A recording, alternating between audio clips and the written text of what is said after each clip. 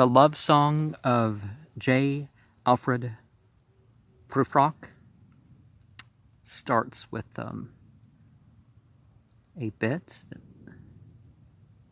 But the series from 1917 for John Verdenay, 1889 to 1915, Mort aux Dardanelles, or Poi la quantité, comprender del amor a te mi scalda, quando dismento nostra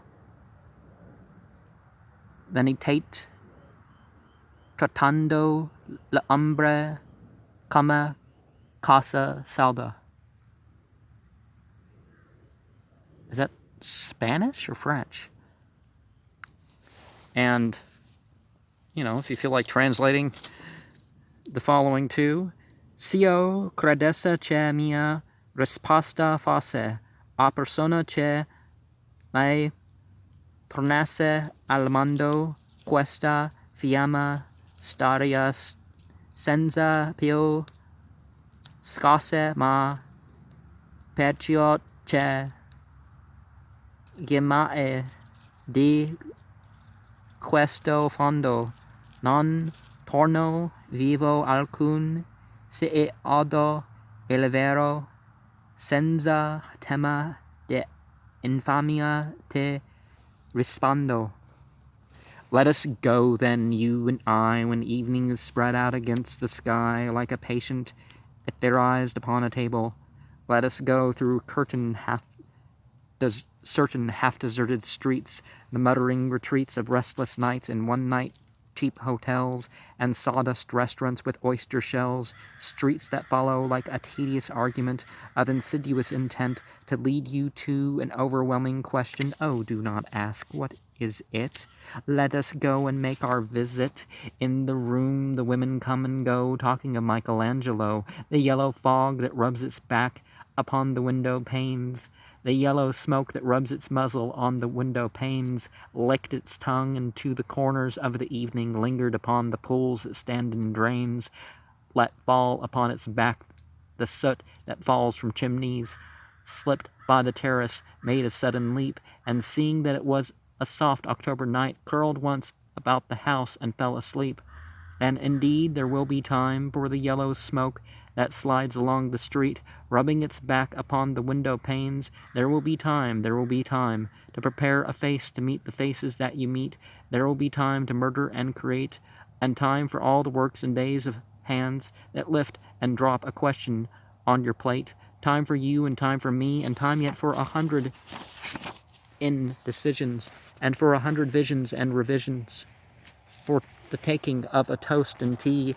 In the room the women come and go, talking of Michelangelo, and indeed there will be time to wonder, do I dare, and do I dare? Time to turn back and descend the stair with a bald spot in the middle of my hair. They will say, how his hair is growing thin, my morning coat, my collar mounting firmly to the chin, my necktie rich and modest, but asserted by a simple pin. They will say, but how his arms and legs are thin. Do I dare disturb the universe?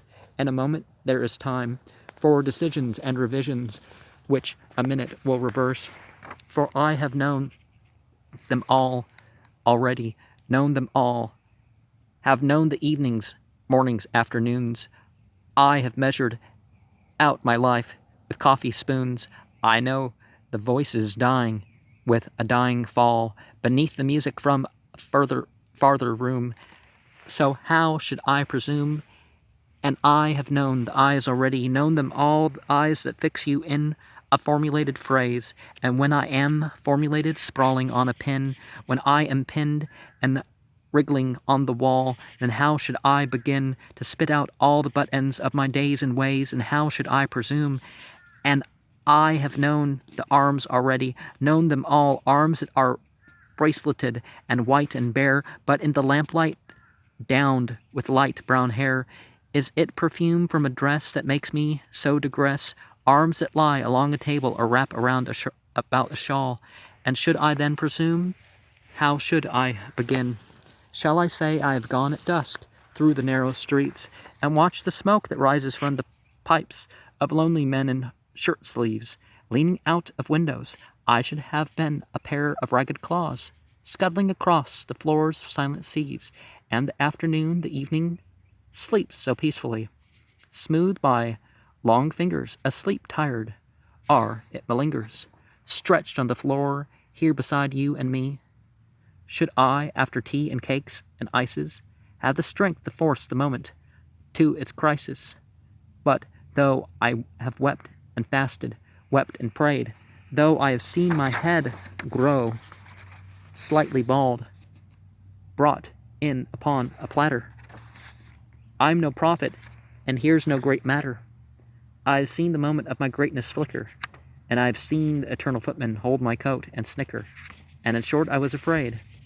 And would it have been worth it, after all, after the cups, the marmalade, the tea, among the porcelain, among some talk of you and me, would it have been worthwhile to have bitten off the matter with a smile, to have squeezed the universe into a ball, to roll it towards some overwhelming question, to say, I am Lazarus, come from the dead, come back to tell you all, I shall tell you all. If one settling a pillow by her head should say, that is not what I meant at all, that is not it at all, and would it have been worth it after all? Would it have been worthwhile after the sunsets and the dooryards and the sprinkled streets, after the novels and the teacups, after the skirts that trail along the floor, and this, and so much more?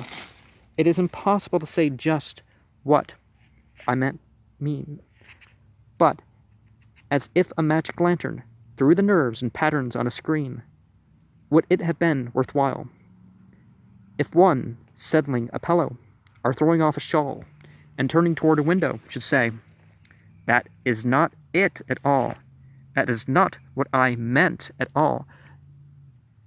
No, I am not Prince Hamlet, nor was meant to be. Am an attendant lord, one that will do, to swell a progress, start a scene or two, advise the prince, no doubt, an easy tool, deferential, glad to be of use, politic, cautious, and meticulous, full of high sentence, but a bit obtuse, at times indeed, almost ridiculous, almost, at times, the fool. I grow old, I shall wear the bottoms of my trousers rolled. Shall I part my hair behind? Do I dare eat a peach? I shall wear white flannel trousers and walk upon the beach. I've heard the mermaids singing, each to each. I do not think that they will sing to me. I've seen them riding seaward on the waves, combing the white hair of the waves blown back. When the wind blows, the water white and black. We have lingered in the chambers of the sea, by sea-girls wreathed with seaweed red and brown, till human voices wake us and we drown. Well, it's certainly the human side that needs to realize that perhaps things need to be disturbed. Whether it's our own perception, the glass that stands in the way, like the moth in the flame, the moth that can't get to the reality, but then the reality, it's burning. It's not that it kills us in its burning. It's just, it's transformative like that.